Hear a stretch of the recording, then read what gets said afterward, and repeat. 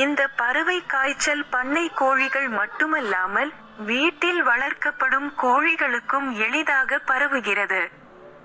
இந்த கோழிகள் மூலமாக அதனை வளர்ப்பவர்களுக்கும் நோய் பரவிவிடுகிறது.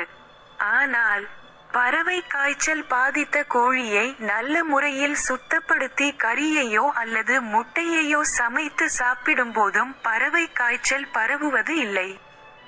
அடுப்பில் வைத்து சமைத்து சாப்பிடுவதால், கோழிக்கறிகளை சாப்பிடுவதால் எந்த ஆபத்தும் இல்லை என்றே விளக்கம் கொடுக்கப்படுகிறது.